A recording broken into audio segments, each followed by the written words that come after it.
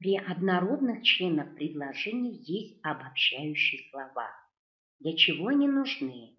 Они уточняют, конкретизируют однородные члены. Чаще всего обобщающими словами являются местоимения «везде». У нас пример «везде», «повсюду», «все». И они всегда являются тем же членом предложения, что и однородные. Вот сейчас мы с вами рассмотрим. Снег лежал везде. Где он лежал? Везде. Это у нас обстоятельства.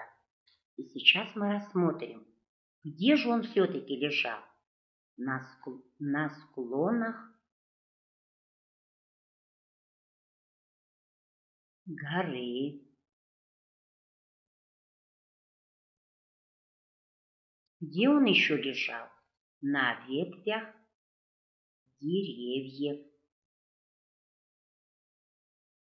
На ветвях листьев.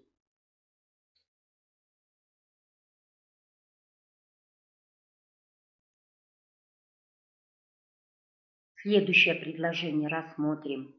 На склонах горы, на ветвях деревьев везде лежал снег.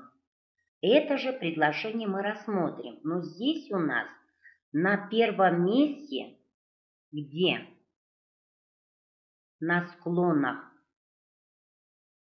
горы, на ветвях деревьев, это у нас, мы с вами рассмотрели, однородные обстоятельства.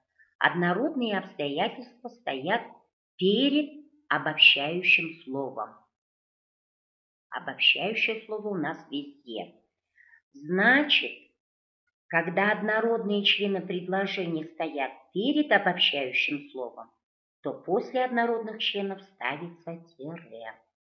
В первом случае у нас обобщающее слово «везде» стоит перед однородными членами.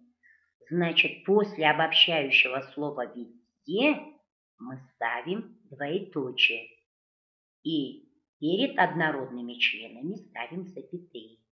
Но не всегда обобщающим словом являются местоимения. Иногда могут обобщающим словом являться просто части речи. В данном случае у нас цветок, цветы, существительно. Всюду росли красивые цветы.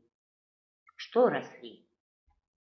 Цветы подлежащие. И какие именно цветы? И розы, и гвоздики, и пионы – это у нас однородные подлежащие. Берем чуй и лишь. Значит, мы рассмотрели, когда обобщающие слова стоят перед однородными членами. Если обобщающее слово, мы сейчас схему выведем.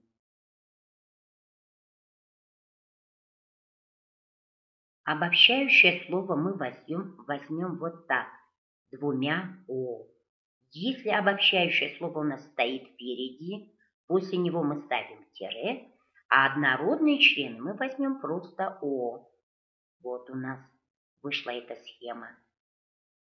Везде, и вот на склонах горы и на ветвях листьев. Здесь мы сделаем тоже схему, но у нас здесь на первое место ставим однородные члены, потом у нас идет дефис и обобщающее слово. Значит, после однородных членов перед обобщающим словом ставим тире. Здесь у нас обобщающее слово стоит на первом месте, а потом идут однородные члены, но здесь перед каждым однородным членом идет повторение союзов. Значит, между ними мы ставим запятые. Итак, мы с вами рассмотрели однородные члены при обобщающих словах.